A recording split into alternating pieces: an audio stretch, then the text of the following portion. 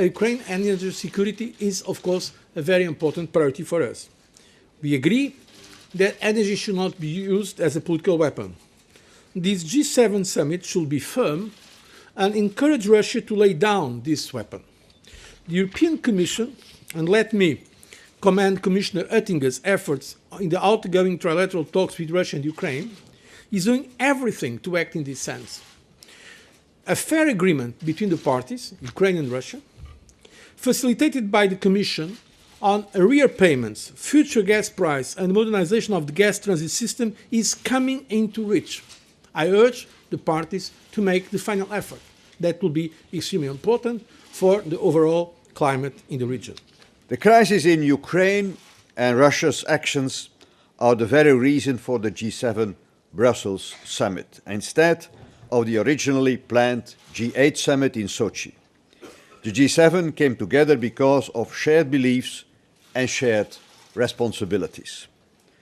On the 24th of March in Den Haag, in the margins of the Nuclear Security Summit, the leaders of the G7 unanimously decided to suspend our participation in the G8 until Russia changes course and the environment comes back to where the G8 is able to have a meaningful discussion.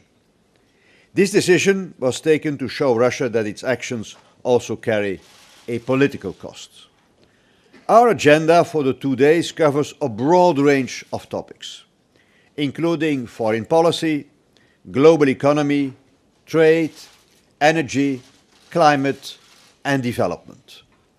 Today, the crisis in Ukraine and Russia's interference remain an important topic on the agenda. This evening, the discussion will focus on the latest developments and how the G7 can best address this very serious situation. We welcome the presidential elections in Ukraine on 25th of May, and that was characterized by a high turnout and a clear resolve of the authorities to hold a genuine election, despite extreme challenges in two of the regions. These elections were a game changer. We look forward to cooperating with President Poroshenko and the Ukrainian government to support the country's sovereignty and territorial integrity, as well as the necessary political and economic stability and reforms.